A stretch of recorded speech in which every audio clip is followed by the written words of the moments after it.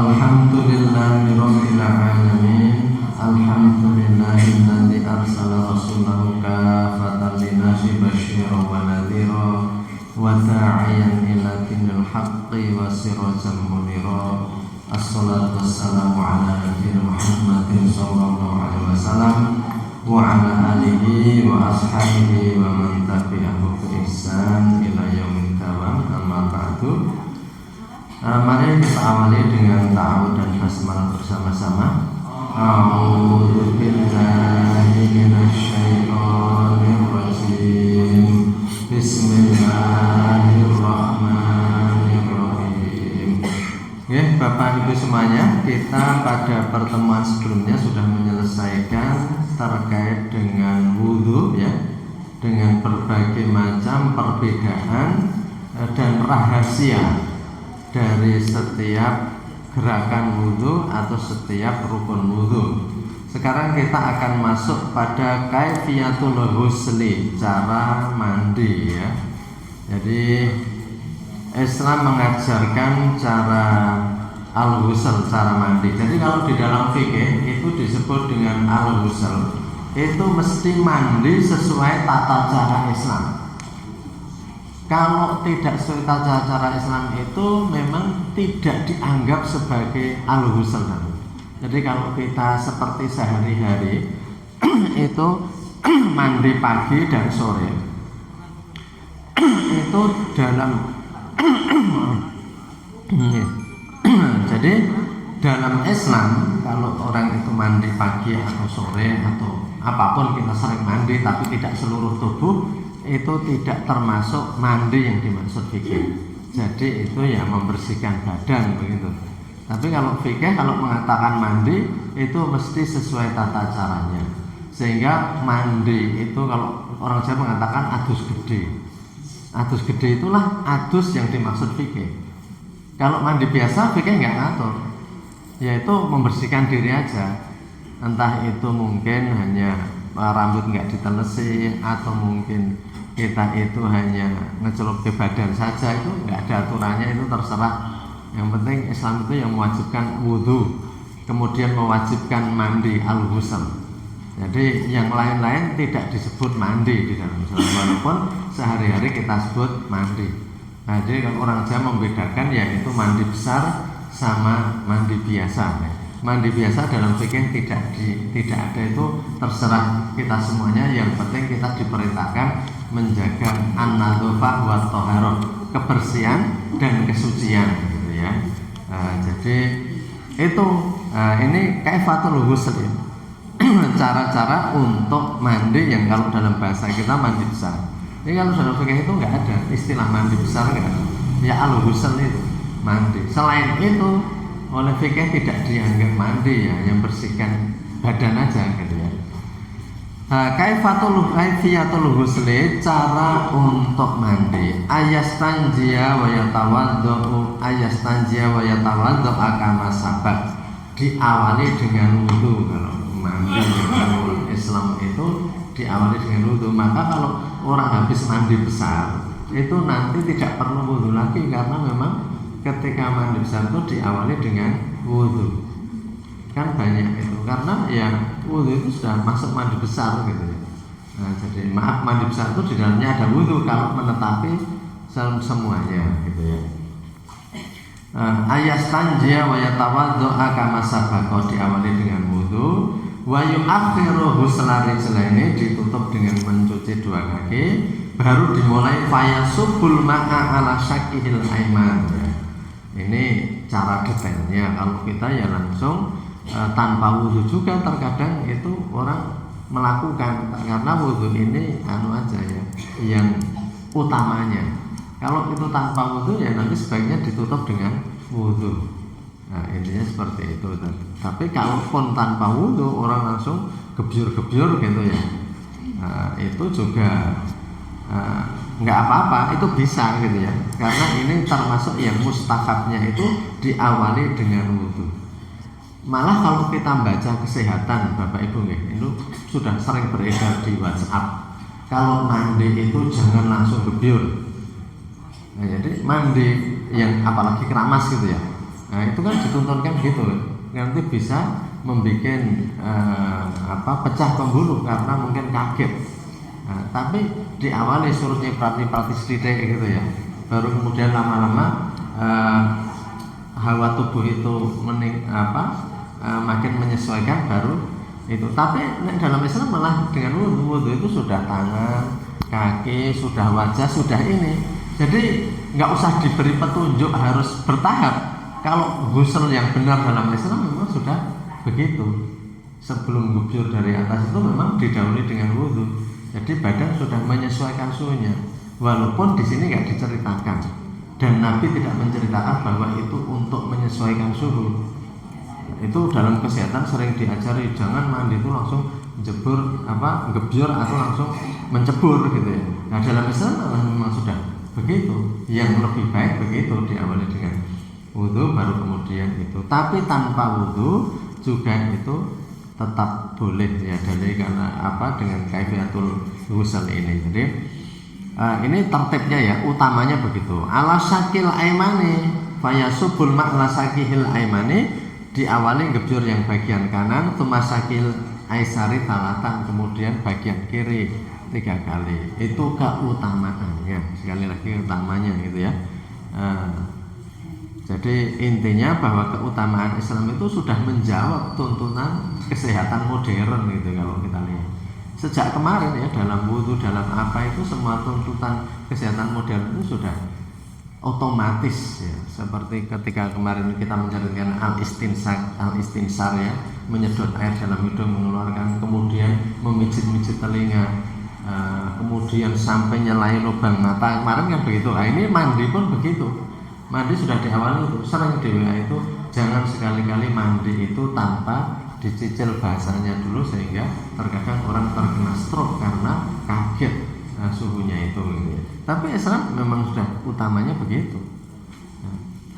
Jadi yang kanan baru yang kiri. Tsumma yadullu kama aqbala min badani wa ma adbara, kemudian bagian aqbala itu yang di depan, adbara dubur ya, artinya yang bagian belakang ya. Jadi yastadbir itu artinya dari kata-kata dubur itu kan yastadbir itu membelakangi. Artinya ini jadi kata kerja ya. Jadi adbara artinya yang bagian belakang. Jadi bagian depan lalu belakang. Lalu urutannya wa yukhallilu sya'ra. Kemudian tadi ya rambut itu disiram, wa yukhallil, dan disela-selai. Kenapa? Wa yusilul ma'a ila manabiti sya'ri, dan yusil itu menyampaikan ya agar nandeske, ngetokke gitu ya, agar memang sampai alma air ila manabiti sya'ri, ke tempat tumbuhnya rambut, artinya ke akar. Jadi kalau orang itu ada rambut begitu itu setelah digebyur kan belum tentu landasannya itu bisa dapat gitu. Ya kalau gebyurnya berkali-kali itu sudah dapat, atau rambutnya itu sedikit ya atau tipis gitu. Tapi ini untuk saking hati-hatinya yusilul ma'a ila manabiti sya'ri, jadi mengalirkan, menyampaikan ya air itu sampai tempat tumbuhnya rambut, dipastikan kalau untuk orang rambutnya tebal dan sebagainya. Khofa au kasufa, baik rambutnya itu tipis maupun tebal ya. Jadi artinya ya yang tipis juga dipastikan, tapi insya Allah kalau tipis itu sudah digebyur itu sudah masuk gitu ya. Tapi tetap harus dipastikan sampai betul-betul tempat tumbuhnya rambut itu. Jadi artinya sampai landasan kepala itu memang masuk. Fa inna tahta kulli sya'rihi janabatun, karena di bawah rambut itu juga terkena janabat. Jadi kalau orang itu junub, karena nanti apa yang menjadikan orang itu wajib al-ghusl, mandi itu antara lain junub ya, maka seluruh tubuh itu juga ikut melakukan al-janabat, kena janabat itu. Artinya ya intinya harus seluruh tubuh begitu ya, sampai rambut saja disela-selai. Walaisa alal mar'ati, dan tidak wajib atau tidak atas wanita ayang qadadhafaira, untuk melepas gelung ya, melepas gelungnya, melepas gelung. ila idza alimat annal ma'ala yasilu ila khilaliha, kecuali kalau dia itu memang paham bahwa kalau air tanpa dilepas gelungnya, air itu tidak sampai di sela-selanya. Jadi ini tergantung ya. Jadi kalau dikatakan walaisa alal mar'ati antang qadadhu fa'ira. Jadi wanita tidak harus melepas gelung seandainya memang di sela-sela itu air tetap bisa masuk. Bisa masuk. Tapi kalau tidak, ya tentunya diudari. Saya kira ini juga bukan perkara berat ya, tapi artinya dipastikan. Apa ada yang tanpa itu bisa, yaitu tadi kalau rambutnya mungkin sedikit atau bagaimana gitu ya, atau mungkin gini, punya kolam yang besar dan nyemplung di kolam gitu ya, itu walaupun radu dari ya bisa masuk di sela-sela. Syaratnya lebih besar dari 2 kulah. 2 kulah, jadi kulat aksara min kulata ini ya, dari 2 kulah. Jadi ya jadi kulah dari bahasa Arab sebenarnya. Jadi kulata ini, jadi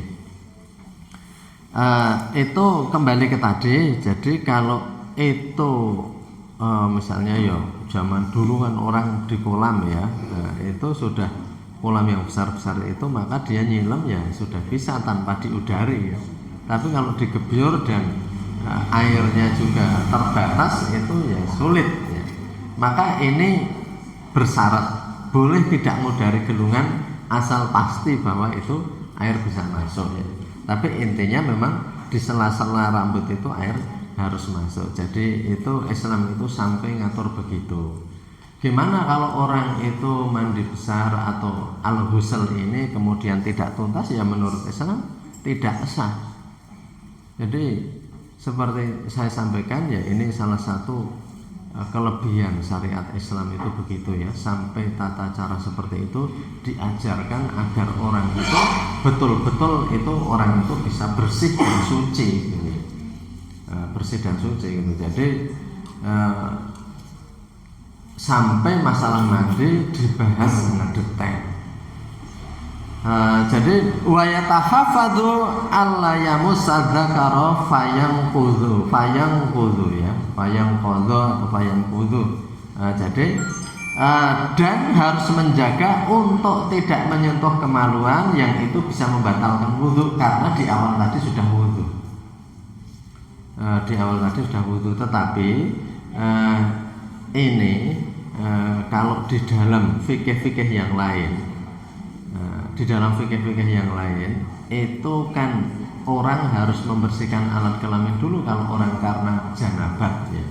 Kalau orang janabat atau mungkin nifas atau istihadah ya, nanti syarat-syarat itu harus dibersihkan dulu.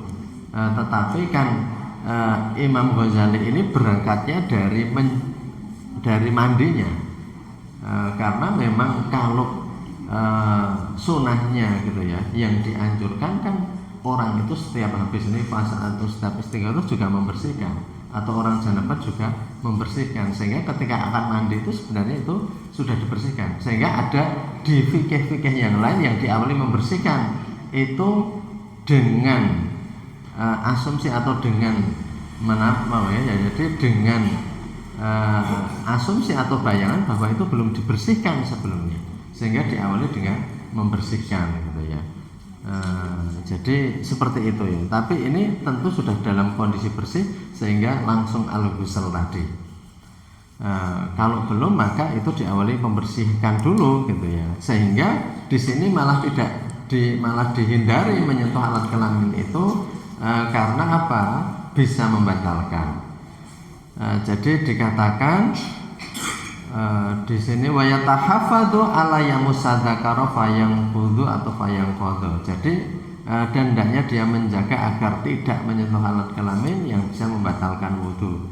Ya kalaupun iya, tapi kan mau membersihkan lagi gitu ya, itu ya nanti diakhiri dengan wudu juga bisa.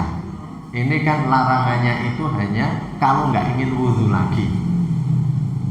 Kalau mungkin kita bertanya apa toh beratnya wudu lagi, ya itu di tempat-tempat seperti kita yang air tidak masalah itu tidak ada memang nggak ada masalah karena air itu juga sangat banyak. Tapi di tempat-tempat di mana air itu sangat mahal, itu diperhitungkan semuanya.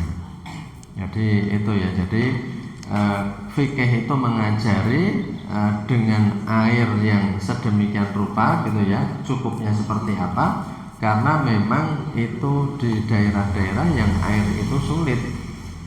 Dan Islam seperti kemarin sudah kita sampaikan, kita bersyukur bahwa Islam itu turun di tempat yang sulit, sehingga orang nggak bertanya lagi kalau ada kesulitan air. Kalau turun di tempat yang air itu mudah, niscaya orang yang kesulitan air itu akan sangat sulit.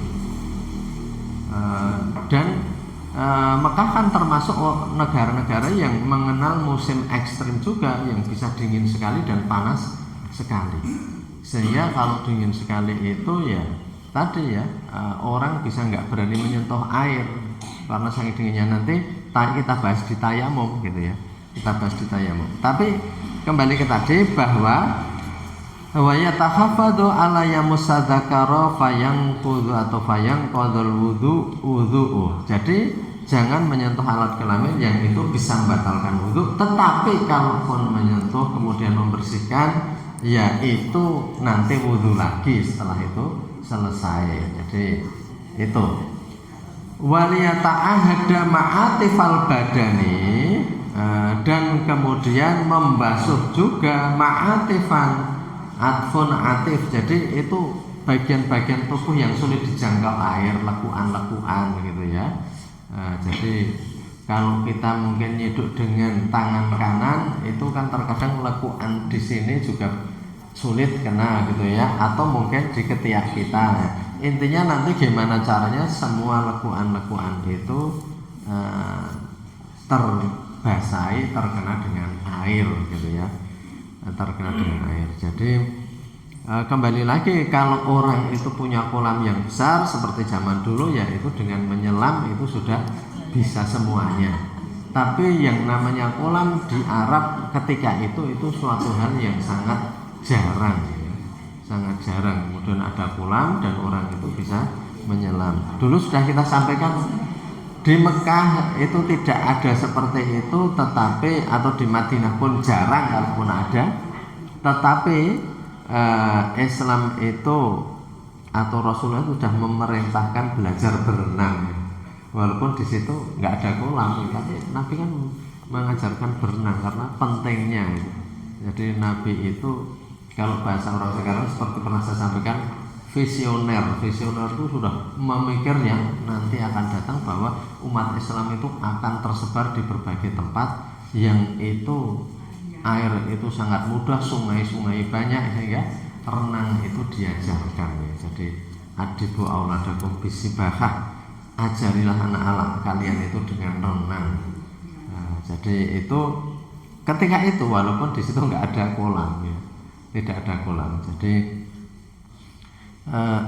ini sama seperti Nabi itu juga melarang baikul gharar, jual beli yang ada gharar itu ketidakjelasan.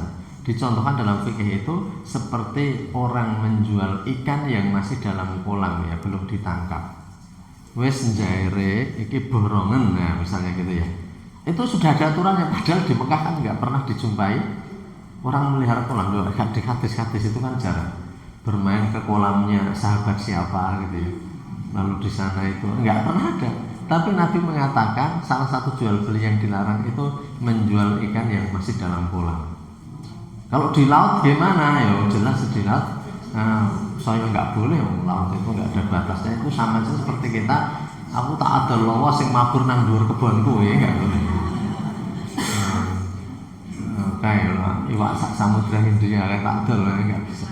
Jadi jadi ikan itu nggak bisa dikendalikan, itu bukan milkutam. Kalau dalam muamalah itu ada milkutam, apa yang boleh dijual itu yang dimiliki secara sempurna. Milkutam, milik secara sempurna itu apa? Ya milik kita yang kita kuasai dan bisa dimanfaatkan kapan saja. Itu milkutam, seperti kita punya motor, punya apa. Tapi kalau kita itu misalnya kita punya ini burung seriti yang itu datang pergi, itu bukan milkutam, karena bisa jadi itu takdol ya sak susu sak omahe, bisa jadi manuk seritine itu lunga.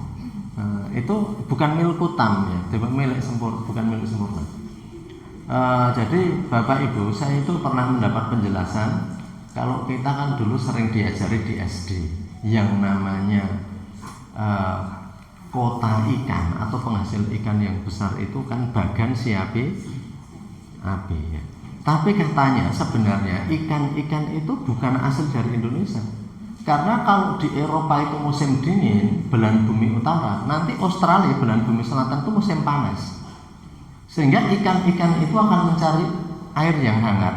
Dia pergi dari belahan bumi utara, dari Eropa dan sebagainya itu pergi melewati Indonesia mau menuju Australia, karena Australia belahan bumi selatan. Jadi kalau di Australia itu musim dingin, mesti nanti di Eropa itu kebalikannya. Itu seperti itu. Jadi sehingga ikan-ikan itu bergerak dari daerah dingin menuju ke daerah yang hangat. Indonesia diliwati, pas liwat itu iwak-iwak cekeli gitu ya. Ini itu iwak-iwak itu yang mendoliwat itu. Sama nanti kalau yang panas itu Eropa, Australia dingin, belahan bumi selatan, ikan akan melewati Indonesia. Konon kabarnya hasil ikan sangat banyak itu karena memang itu daerah lalu lintas ikan tadi. Jadi ikan-ikan itu jangan orang renang Indonesia, jangan itu meliwat gitu. Jadi itu karena bukan milik utang ya, bukan milik ikan itu sampai mana-mana gitu. Bahkan kalau bermain ya kan, saya pernah nyeritakan di Irian Jaya di Papua itu ada konservasi cendrawasih. Konservasi cendrawasih itu konservasi entah ikan hiu atau lumba-lumba lah, pokoknya sejenis ikan yang langka seperti itu. Kenapa ada di situ ikan itu? Karena di situ ada plankton, ada makanan-makanan yang adanya cuma di situ, sehingga ikan itu mesti akan balik ke situ. Nah itu nggak boleh diburu. Nah, lalu ini pernah dicoba gitu ya, ikan-ikan itu dipasangi chip itu alat untuk mendeteksi ya. Jadi kalau kita dipasangi chip itu kita pergi kemana saja bisa dideteksi. Jadi mungkin dimasukkan di bawah kulit ya, anak itu dimasuki, anak itu nggak tahu tapi bisa dideteksi kemana dia pergi. Jadi ikan-ikan itu dipasangin chip itu sehingga ikan itu bisa dilacak sekarang ada di mana. Dan ternyata Bapak Ibu, setelah dilacak itu ikan-ikan itu bisa bermain-main sampai Australia. Kalau nggak salah di wilayah Darwin atau mana gitu ya di Australia. Sehingga ikan itu memang kalau main sampai Australia nanti balik lagi. Jadi ikan itu lebih lepas bangannya manusia gitu. Nah, mereka memang juga nggak perlu surat menyurat pergi ke sana itu. Kalau manusia mau kemana-mana harus pakai visa, pakai paspor ya. Jadi ikan itu sampai Australia nanti balik lagi. Coro bocah kan kesasar gitu ya. Tapi ikan sudah pada dunianya. Tapi itu kembali ke tadi, itu bukan milik utang. Indonesia mengklaim ini milik Indonesia, nggak bisa. Karena ikan itu bisa kemana-mana. Kalau dalam muamalah itu milkun ghairutan, kepemilikan tidak sempurna, nggak boleh dijual. Seperti tadi, panjenengan teng ngajeng niku ngajeng griya niku duwe kali. Kali niku iwake akeh, ning mboten entuk nek niku didol karena itu bukan milik sempurna. Yang ikan itu bisa kemana-mana. Menurut saya menika niku nek dalam muamalah diatur ngoten niku nggih. Jadi Islam niku pun mengatur nek dalam kitab-kitab fikih yang dulu niku termasuk menapa hakul murur, hak untuk lewat, kemudian kalau benante kutlator kayak nggih wonge jaman biyen nek arep gawe omah tingkat sing madhep teng kene cendela napa lawange tanggane niku kudu izin. Jaman riyen ngoten. Manggon fikih niku. Ben napa? Mangke tiyang niku saking tingkat niku lak niku bebayane nek noleh teng ngene tanggane iso niku langsung teng tempat tidure niku niku dadi harus izin ngoten niku. Termasuk izinnya napa niku ngalang-alangi sinar matahari niku dugi teng griyane tanggane. Islam nganti ngatur ngoten niku nggih. Jadi aturan Islam itu saking detail. Niki babagan mandi nggih maksud malih kalau kita aturke bilih Islam itu mengatur itu hal-hal itu sampai mendetail. Jadi karena ujung pangkal perselisihan itu karena aturan-aturan yang tidak jelas tadi. Jadi Kita aturke waliyata'ahada ma'atifal badane walayan saniyatu niyata fi ibtida'il husli. Jadi dia harus membasuh tubuh bagian tubuh lekuan yang sulit kena air itu tetap harus dicuci semua. Walayansa, dan tidak lupa niyat itu fi ibtida'il husli, di awal mandi itu tidak lupa niat bahwa itu memang dia berniat untuk mandi besar kalau dalam bahasa Indonesia. Kalau dalam bahasa Arab cukup mandi, niat mandi al-ghusl gitu ya. Jadi seperti itu untuk mandi ya. Jadi tata cara mandi ya, kalau keutamaannya tadi jadi diawali wudhu, diawali bagian kanan, kiri, depan, belakang, kemudian rambut disela-selai sampai pasti bahwa di sela-sela rambut itu kena air, kemudian lekuan-lekuan semua dipastikan bahwa itu sudah terbasuh semua gitu ya. Jadi itu tata cara al-ghusl ya, kaifatul ghusl.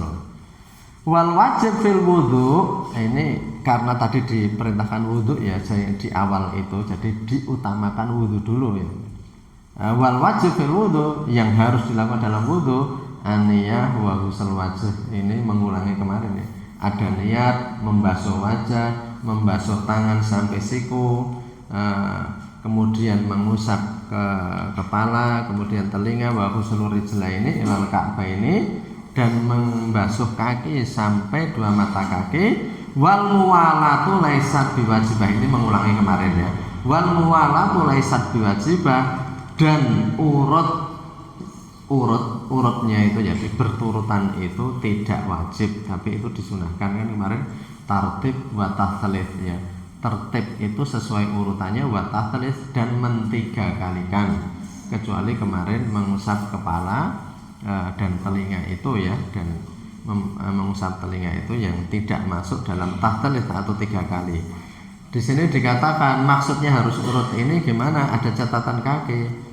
Tustahabul muwalatu fil wudhu, dianjurkan untuk berturutan dalam wudhu, wal ghusl dan mandi, wala tajibu fima, tapi tidak wajib. Wal muwalatu, dan berturutan tadi, ala yaj'ala zamanan fasilan baina ghusli adwin wa akhar bi haitsu yajibul awal qabla ghusli tsani. Kenapa al-muwalat atau berurutan tadi dianjurkan? Alayat ala zamanan fasilan, agar tidak diselai waktu yang lama antara membasuh muka, itu tidak diselai. Karena apa? Bihaitsu yajibul awal, karena yang awal itu bisa kering sebelum yang kedua dibasuh. Ini maksudnya ya untuk hati-hati, jangan sampai habis cuci wajah itu kemudian nek orang putri kok kelingan kompornya rung pateni dadak nggoleki kompor mateni njurke baleni meneruskan tangan. Ini kan jarang gini ya, tapi ini saking hati-hatinya dianjurkan jangan sampai menyalahi seperti itu sehingga bagian yang satu kering, walaupun jarang. Tapi kenapa fikih itu terkadang detail? Karena dalam hukum itu orang itu sering mengakali, apalagi hukum bikinan manusia gitu ya.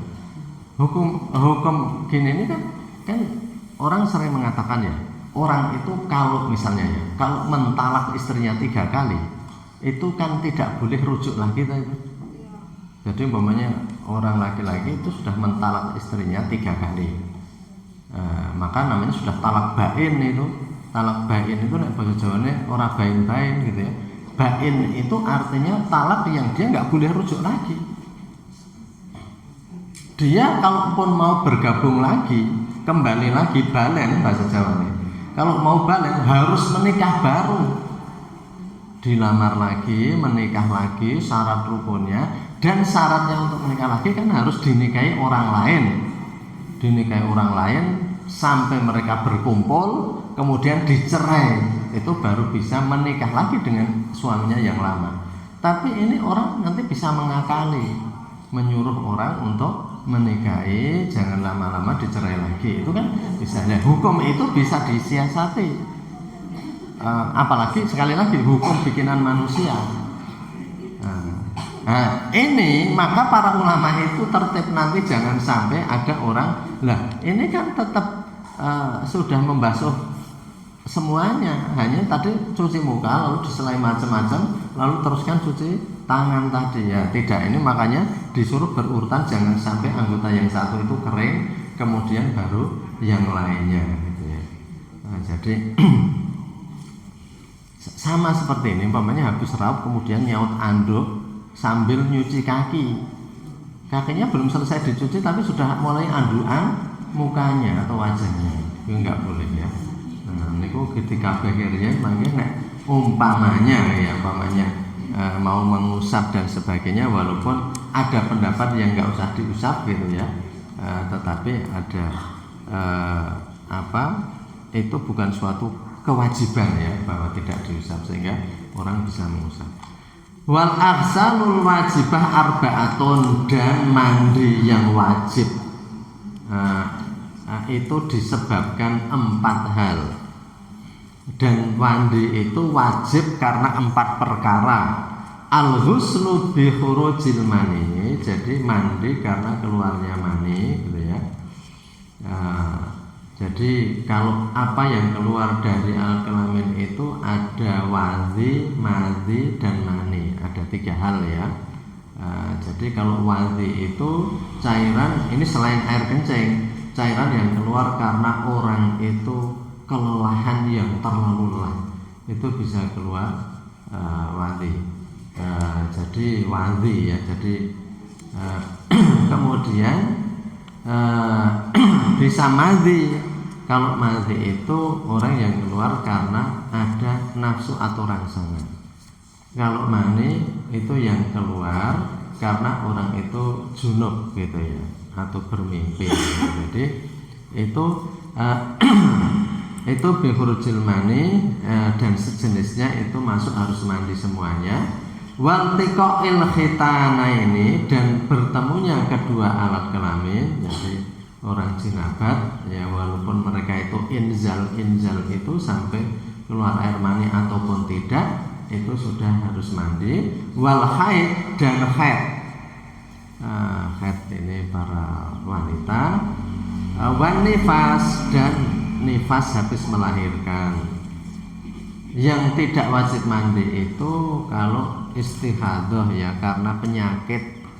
Jadi seorang wanita bisa keluar darah yang tidak normal itu karena penyakit ya. Kalau penyakit itu tidak harus mandi, cukup dibersihkan. Malah kalau itu senantiasa keluar cukup dibersihkan, nanti wudhu kemudian diberi alas gitu ya, diberi lambaran, kemudian kalaupun dalam proses menjelang sholat keluar itu tetap tidak apa-apa.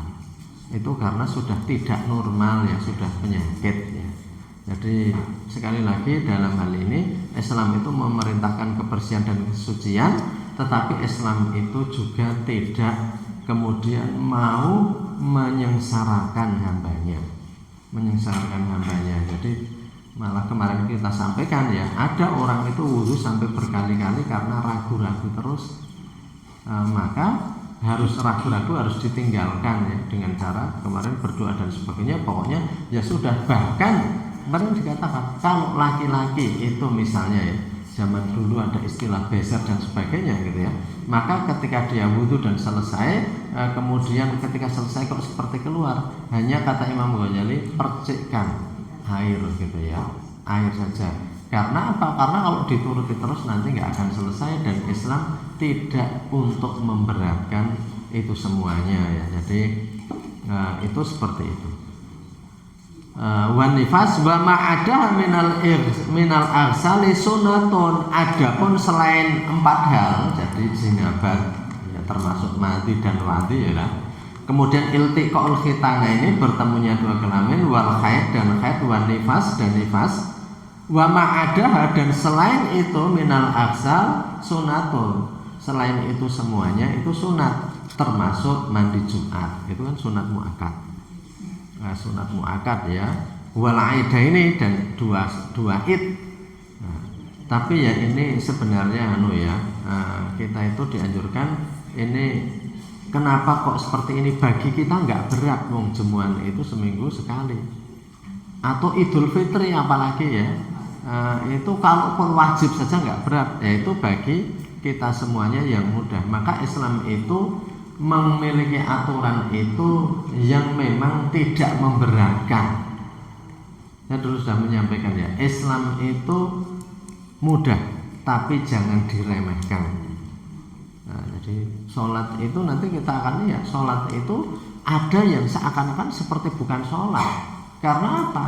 Kita sholat kemudian ada binatang, ada ular, kita boleh ngambil batu, boleh dilempar.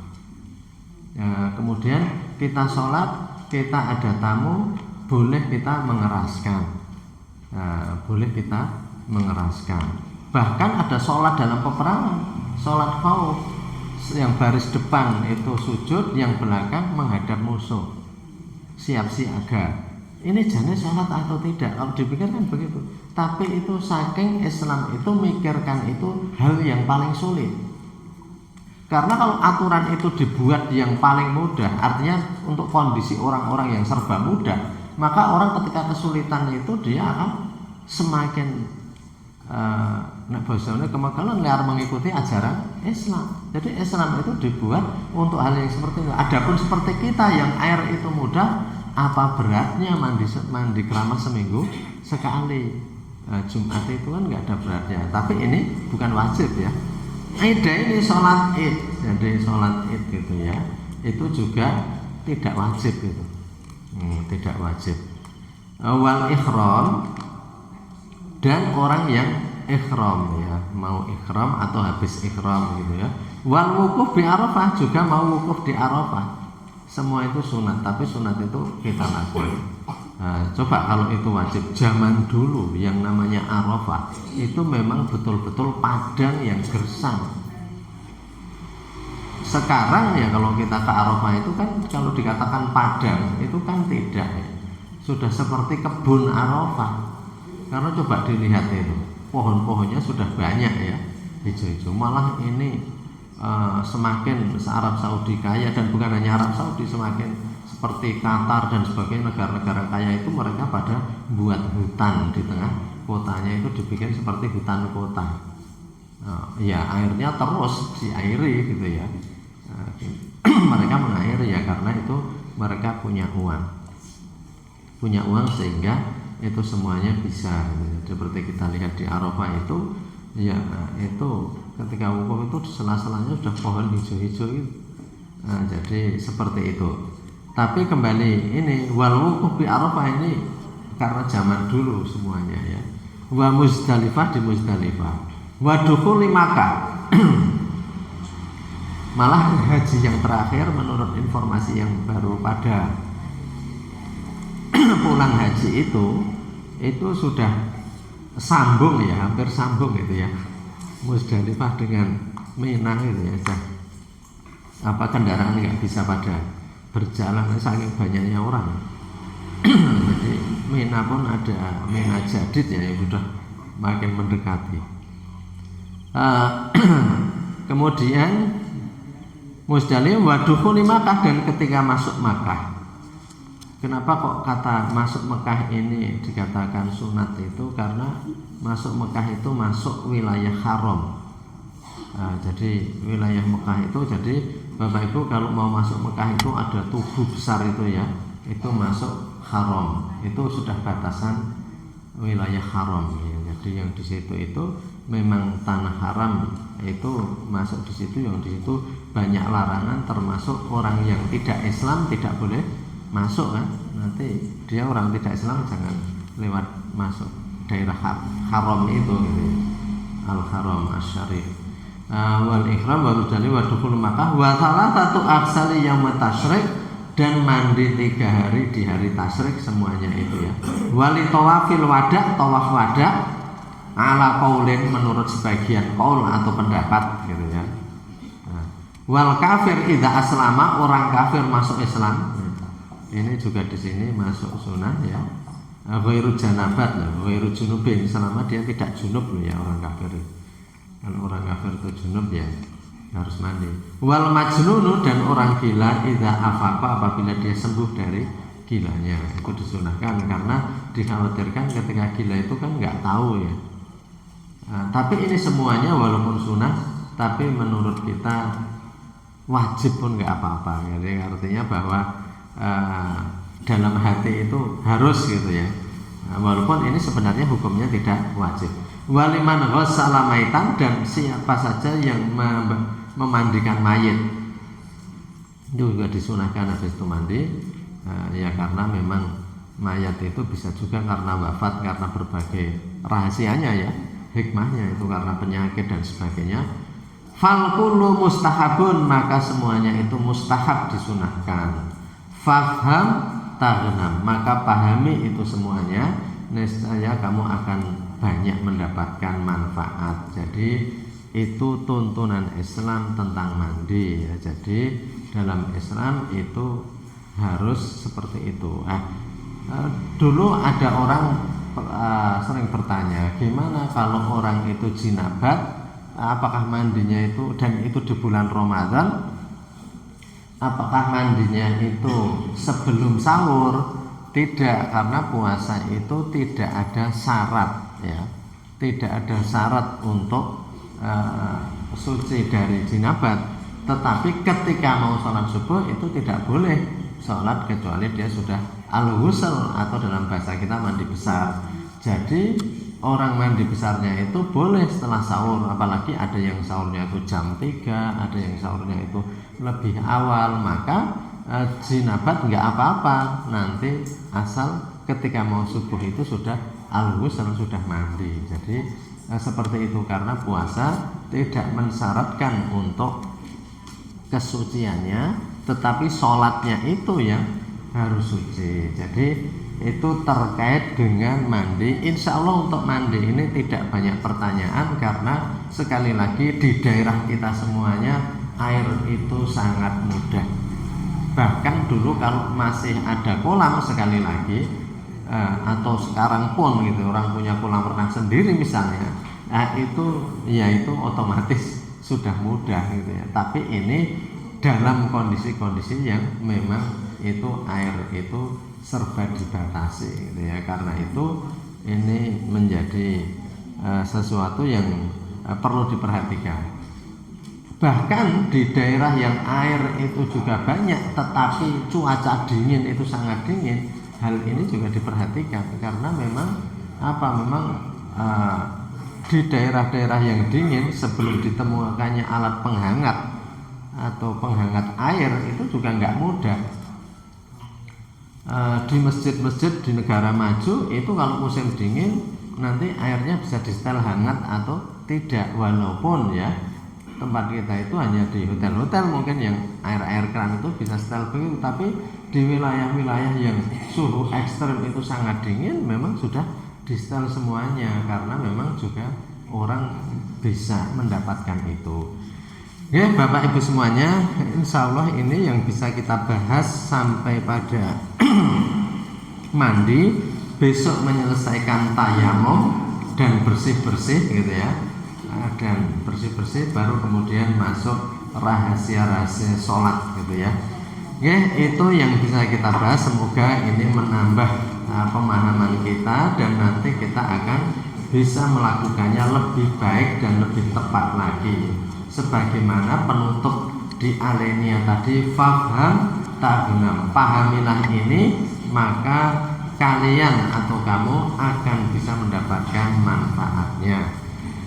Bapak Ibu semuanya, ini mohon maaf untuk Sabtu depan ini kita terpaksa libur ya. Kebetulan saya ada acara di Samarinda, jadi di Balikpapan, jadi kemarin nggak bisa pamit gitu ya. Sebenarnya saya sudah menginginkan agar tidak usah gitu ya, tapi ternyata itu saya harus ikut, sehingga untuk Sabtu depan libur sekali, setelah itu kita lanjut lagi. Monggo Bapak Ibu yang belum meninggalkan nomor handphone bisa meninggalkan, biar kalau ada pemberitahuan libur juga bisa diberitahu kalau pas nggak berangkat gitu ya. Tapi insya Allah ini kita sampaikan untuk Sabtu depan libur 1 hari. Bapak Ibu rahimakumullah, demikian mari kita akhiri dengan doa penutup majelis. Subhanaka Allahumma bihamdika asyhadu an la ilaha illa anta astaghfiruka wa atubu ilaik. Ada khilaf, mohon maaf. Assalamualaikum warahmatullahi wabarakatuh.